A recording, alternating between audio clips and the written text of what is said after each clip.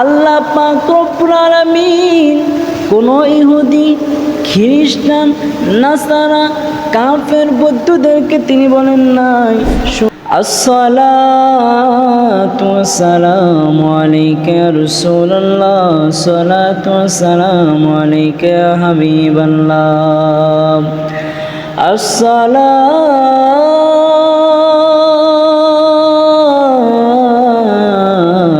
ওয়াসসালামু আলাইকা ইয়া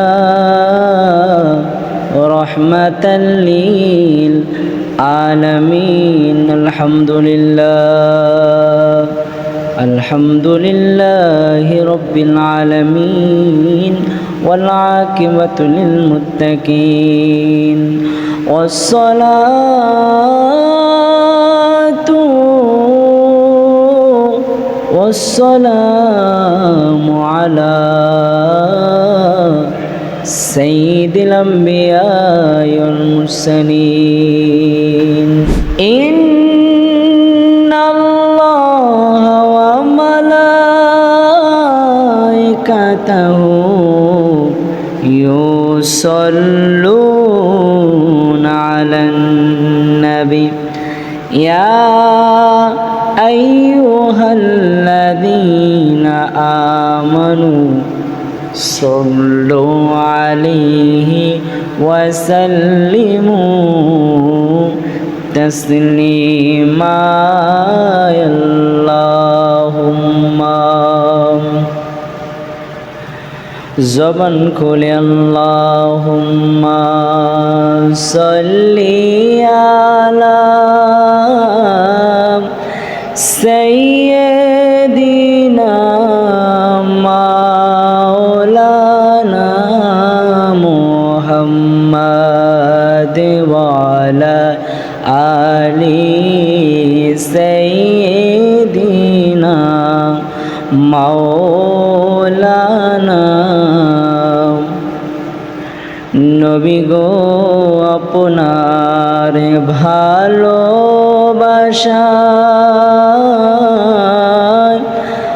আল্লাহর ওলি হওয়া যায়। নবী গো আপনার ভালোবাসায় আল্লাহর জান্নাতে পাওয়া যায়। আল্লাহুম্মা সাল্লি আলা সাইয়্যিদিনা মাওলানা মুহাম্মাদ ওয়া আলা আলি সাইয়্যিদিনা মাওলানা। ওরে চাই যদি মোর সনাতন ওরে তে নাই মোর ভাবনা মরণ কালে নূর নবীজি আমার পাশে থাকিলে। আল্লাহুম্মা সাল্লি আলা সাইয়্যিদিনা মাওলানা মুহাম্মাদ ওয়া আলা আলি সাইয়্যিদিনা মাওলানা। লা ইলাহা ইল্লাল্লাহ, লা ইলাহা ইল্লাল্লাহ, লা ইলাহা, লা ইলাহা ইল্লাল্লাহ, লা ইলাহা ইল্লাল্লাহ, লা ইলাহা ইল্লাল্লাহ, লা ইলাহা হাসবি রব্বি জাল্লাল্লাহ মাফি কলবি গৈরুল্লাহ হ্যাঁ নূর মোহাম্মদ সাল্লাল্লাহ লা ইলাহা ইল্লাল্লাহ লা ইলাহা সোনার মদিনা বহুদূরে আমরা কেমনি যাব জানি না দয়াল আল্লাহ দয়া করো দয়াল আল্লাহ দয়া করো নসিব করো মদিনা লা ইলাহা ইল্লাল্লাহ লা ইলাহা লা ইলাহা ইল্লাল্লাহু মুহাম্মাদুর রাসূলুল্লাহ সাল্লাল্লাহু আলাইহি ওয়াসাল্লাম। আমরা উচ্চ সুরে একবার আল্লাহ রব্বুল আলামিনের দরবারে শুকরিয়া আদায় করি আলহামদুলিল্লাহ। যে আল্লাহ পাক রব্বুল আলামিন আমাকে আপনাকে দয়া করে মায়া করে অতি আদর করে মহব্বত করে আল্লাহ রব্বুল আলামিন আমাদেরকে যে রব্বুল আলামিন মায়া করে বানিয়েছে আল্লাহ পাক রব্বুল আলামিন পবিত্র কোরআনুল কারীমের মধ্যে বলেন, ও দুনিয়ার মানুষ আমি তোমাদেরকে এত সুন্দর করে বানিয়েছি, এত আদর করে আমি আল্লাহ রব্বুল আলামিন বানাইলাম। আর কোনো সৃষ্টির মধ্যে এত জিনিস রয়েছে, এত জিনিসের মধ্যে আমি আল্লাহ রব্বুল আলামিন এত সুন্দর করে বানাই নাই। মানুষকে সুন্দর করে হাত দিয়েছে, সুন্দর করে পাও দিয়েছে, সুন্দর চেহারা দিয়েছে আমি আল্লাহ রব্বুল আলামিন, সুন্দর কথা বলার জবান দিয়েছি আমি আল্লাহ রব্বুল আলামিন। যে ব্যক্তি আমি রবের নিয়ামত পেয়ে বেশি বেশি করে শুকরিয়া আদায় করলো আমি আল্লাহ রব্বুল আলামিন ওই ব্যক্তির নিয়ামতকে বাড়িয়ে দেব। আর যে ব্যক্তি আমি রবের নিয়ামত পেয়ে অস্বীকার করলো, শুকরিয়া আদায় করলো না, ইন্না আযাবি লাশাদীদ, ওই ব্যক্তির ওই নিয়ামতগুলোকে আমি ধ্বংস করে দেব। আল্লাহ পাক রব্বুল আলামিন আজকে আলোচনার বিষয় হলো আল্লাহ পাক রব্বুল আলামিনের জিকির সম্পর্কে। আমরা কিভাবে আল্লাহ রব্বুল আলামিনের জিকির করব, কিভাবে রবকে স্মরণ করব। আল্লাহ পাক রব্বুল আলামিন পবিত্র কোরআনুল কারীমের মধ্যে জানিয়ে দিচ্ছেন, আল্লাহ রব্বুল আলামিন দুনিয়ার মানুষদেরকে তিনি জানিয়ে দিচ্ছেন, বলতেছেন, আউযু বিল্লাহি মিনাশ শাইতানির রাজিম, ইয়া আইয়ুহাল্লাযীনা আমানু যিকুরুল্লাহা যিকরান কাসীরান ওয়া সাব্বিহু বুকরাতান ওয়া আসীলা। আল্লাহ রব্বুল আলামিন পবিত্র কোরআনুল কারীমের মধ্যে তিনি বলতেছেন, ও ঈমানদারগণ, আল্লাহ পাক রব্বুল আলামিন কোনো ইহুদি, খ্রিস্টান, নাসারা, কাফের, বৌদ্ধদেরকে তিনি বলেন নাই, শুধু মুসলমানদেরকে আল্লাহ রব্বুল আলামিন বলেন নাই। আল্লাহ রব্বুল আলামিন বলতেছেন, ইয়া আইয়ুহাল্লাযীনা আমানু যিকুরুল্লাহা যিকরান কাসীরান ওয়া সাব্বিহু বুকরাতান ওয়া আসীলা।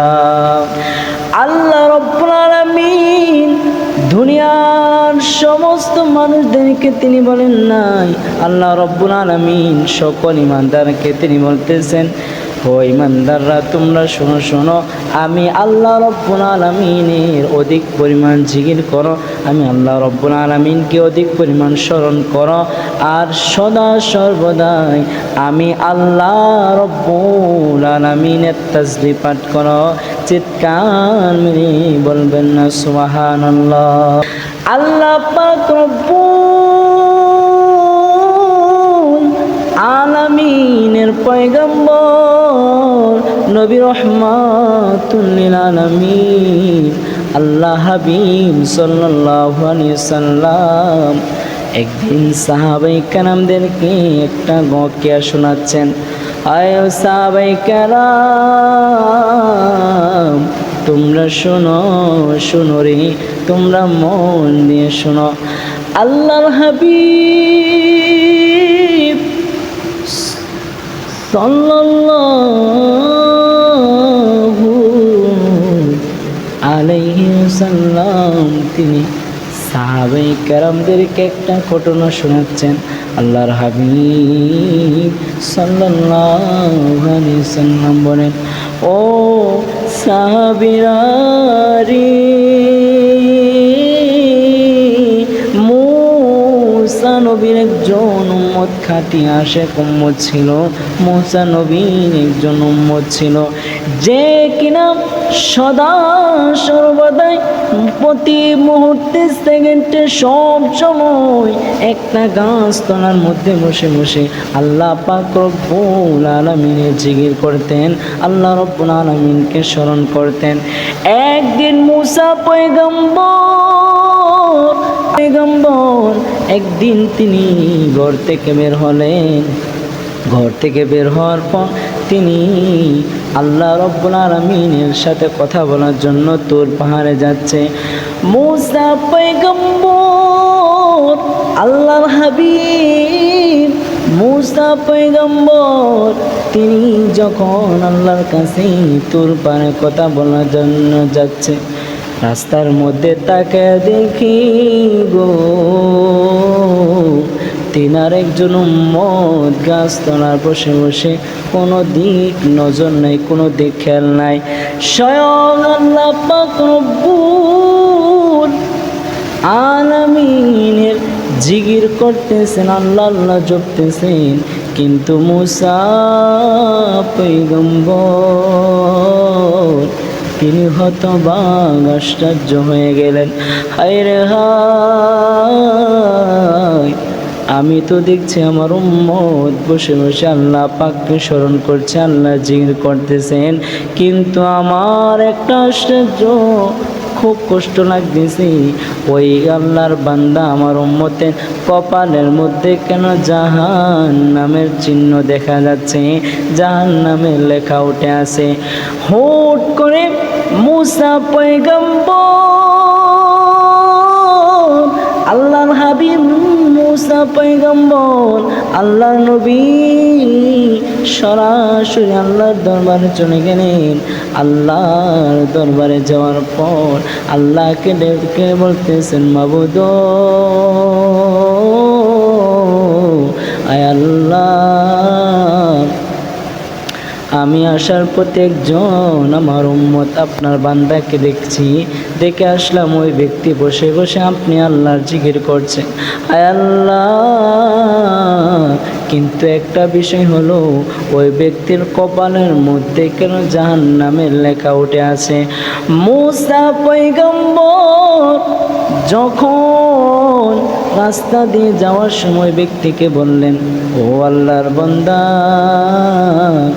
আপনি তো আল্লাহর জিকির করছেন, কিন্তু আপনার কপালের মধ্যে কেন জাহান্নামের লেখা দেখা যায়? মুসা পয়গম্বরকে তিনি উত্তর দিলেন, ও মুসা নবী, আপনি জানেন না আল্লাহ রব্বুল আলামিন আমাদেরকে মানুষ জিন জাতিকে তিনার গোলামি করার জন্য বানিয়েছেন। ওদের করুন আল্লাহ জিকির করার জন্য, স্মরণ করার জন্য, তাসবিহ পাঠ করার জন্য। আমরা মানুষ দুনিয়ার মুখে ব্যস্ত হয়ে গেছি, আল্লাহর কথা স্মরণ ভুলে গিয়েছি। মুসা পয়গম্বর আপনি আমার জিকিরকে আল্লাহর জিকির করতে ব্যথা দিয়ে আল্লাহর জিকির করতে আপনি বাধা প্রদান করেন না। আপনার কাজে আপনি চলে যান, আমার কাজও আপনি করতে দেন। এই কথা বলার পর আল্লাহ পাক রব্বুল আলামিন মুসা পয়গম্বরকে বললেন, ও মুসা পয়গম্বর, ও মুসা পয়গম্বর, আমার বন্ধু, ও মুসা, যখনই তুমি আসার প্রতি ওই বান্দার সাথে কথা বলেছিলে, ওই বান্দা তোমাকে কি বলেছিল? মুসা রেখে বল, আল্লাহ আপনার ওই বান্দা আমাকে বলেছিল, মুসা আল্লাহ না মানুষ জিন জাতিকে বানিয়েছে তিনার জিকির করার জন্য, স্মরণ করার জন্য, কিন্তু আমরা দুনিয়ার মায়ার মধ্যে পড়ে ওই আল্লাহর জিকির স্মরণ করছি। মুসা তুমি কোন কাজে যাবা, কাজে চলে যাও, আমাকে আল্লাহ জিকির করতে ডিস্টার্ব করিও না। এই কথা বলার পর মুসা নবীকে আল্লাহ পাঠিয়ে দিলেন, ও মুসা যখন আল্লাহর সাথে কথা বলা শেষ করে বাড়ির মধ্যে আসবেন, আসার পরে দেখতেছেন ওই বান্দা এখনো বসে আল্লাহ জিকির করে, কিন্তু আগের মতন আর ওই বান্দা নাই। ওই বান্দা থেকে আল্লাহর বন্ধু হয়ে পরিণত হয়ে গেছেন। চিৎকার মেরে বলবেন না সুবহানাল্লাহ।